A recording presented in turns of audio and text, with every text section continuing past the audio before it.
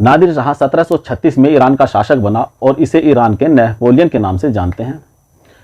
इसने भारतीय क्षेत्रों पर 1738 में आक्रमण किया और 1738 में इसने काबुल पर अधिकार कर लिया। काबुल का मुगल सूबेदार किसी प्रकार का प्रतिरोध नहीं कर सका और उसने क्षमा याचना करके काबुल और पेशावर की गवर्नरी नादिर शाह से प्राप्त कर ली। इसके बाद नादिर शाह लाहौर की ओर बढ़ा और लाहौर के शासक को भी पराजित कर दिया और लाहौर के मुगल शासक ने नादिर शाह की अधीनता स्वीकार कर ली। इसके बाद नादिर शाह पंजाब की ओर बढ़ा।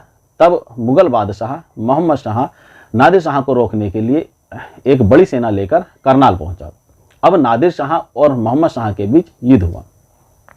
यह युद्ध 13 फरवरी 1739 को हुआ था।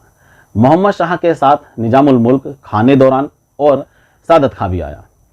यह युद्ध बहुत कम समय के लिए चला और इसमें खाने दौरान मारा गया, सादत खां बंदी बना लिया गया।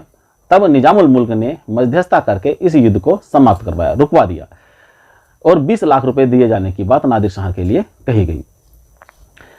इस मध्यस्थता से मोहम्मद शाह काफ़ी प्रसन्न हुआ और उसने निजामुल मुल्क को मीर बख्शी बना दिया, क्योंकि मीर बख्शी का पद खाने दौरान के मरने से खाली हो चुका था। परंतु सादत खां भी मीर बख्शी बनना चाहता था, लेकिन वह नहीं बन सका। इसलिए उसने नादिर शाह को उकसाया कि अगर आप दिल्ली पर आक्रमण करें तो आपको 20 लाख नहीं 20 करोड़ रुपया मिल सकता है। इस कारण से नादिर शाह ने दिल्ली पर आक्रमण किया और 20 मार्च 1739 को दिल्ली पर अधिकार कर लिया और अपने नाम का सिक्का ढलवाया, खुतबा पढ़वाया और ईरानी राज्य की शुरुआत हो गई और मुगल राज्य एक प्रकार से पूरी तरह समाप्त हो गया। लेकिन जब उसको 20 करोड़ रुपया नहीं मिला तब उसने सादत खां को दिल्ली बुलवाया। परंतु सादत खां को जब इस बात का पता चला तो सादत खां ने विष खाकर अपनी जान दे दी। इसके बाद नादिर शाह दिल्ली में रहा और 57 दिनों तक नादिर शाह दिल्ली में रहा और जब वह यहाँ से गया तब वह 70 करोड़ रुपया और कोहिनूर हीरा तथा तख्ते तौस अपने साथ लेकर चला गया। इसके अलावा उसने कश्मीर का क्षेत्र लिया और सिंधु नदी के पश्चिम का सारे क्षेत्र भी अपने अधीन कर लिए। जाने से पहले वह मोहम्मद शाह को बादशाह नियुक्त कर गया और उसे सारे अधिकार वापस दे गया।